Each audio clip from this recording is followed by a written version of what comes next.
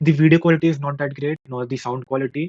My video is not at all professional, but everything I said has some weight. So, does India need a new party? Yes and no. As per my belief, it's not feasible for a new party to join due to various reasons. Like majority Indians are poor and uneducated, and 90% of the problems can be solved when people will be richer and educated because they will then understand things and they won't care just about survival.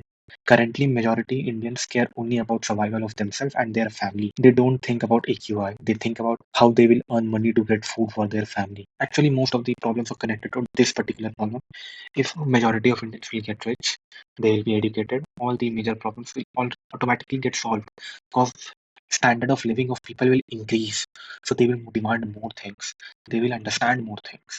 They will expect more things. So it will take time. Like so until the new party solves this particular complex problem, which has multiple dimensions, nothing is gonna change and things will be slow. We are developing in a national level, but it's slow and most of us are not able to see any changes in our lives, right? But you need to understand, India is a young country. It's a young democracy. It's only been 79 years since our freedom from 200 years of British rule and around 800 years of Mughal invasions. If you are comparing India to a developed nation like USA, you need to understand that how old USA is. USA is 249 years old and it's the oldest democracy and you can still look at it. There are lots of good things about it there are lots of negative things about it. We are economically stable and growing. Our literacy rate is getting up, poverty is decreasing. There was some program Niti Aayog or something, around 25 crore people got free from multidimensional poverty in 9 years. You need to understand that we were slaves just a few years ago and it's really a big deal that we are here now.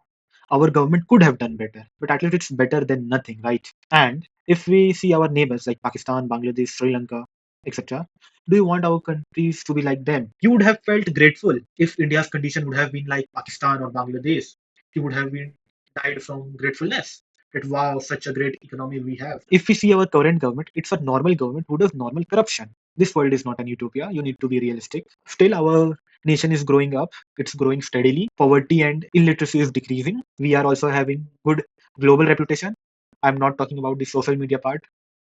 That's bullshit. Civic sense will automatically be decreased when everyone around us will be rich and educated because then people will have more dignity. I understand that we don't deserve these problems, but there's nothing we can do except for accepting it and trying to make things better for our future generation. All the developed nations were like India when they were developing. They all were doing deforestation, all had your pollution. Like if you see, Americans made mountains from skull of bisons they hunted. At least Delhi's air is not like London's case where 12K people died in just 5 days due to polluted air. You need to understand that we are a young country.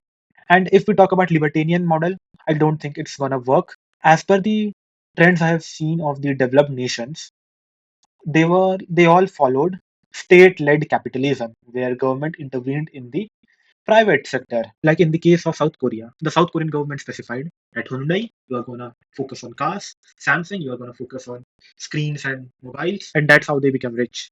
If we see each and every nation has some kind of problem. Each nation has some kind of problem or another.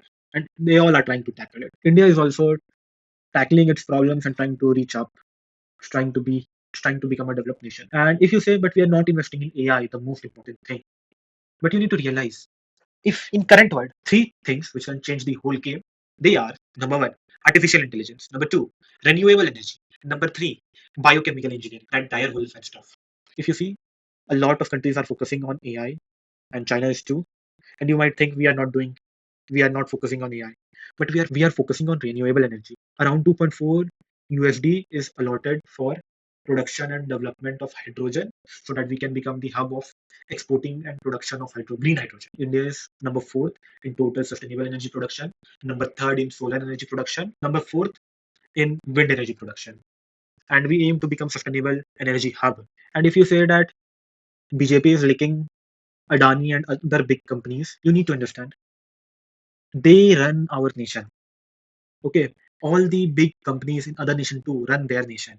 The government needs to listen to the big players because they run the nation. They provide money to the government. A very good example would be corn laws from England, when the rich people didn't let the government export cheap grains for its people, due to which The rich earned money and the poor suffered. There might be mistakes in my video, and my points are really scattered. I'm sorry for that. If you disagree with any points or anything, you can please comment. We can have a healthy discussion. Because at the end of the day, I aim to increase my knowledge and improve it so that I can see things without a bias. Thank you if you have watched till now. Subscribe, don't subscribe, I don't care, but really thanks and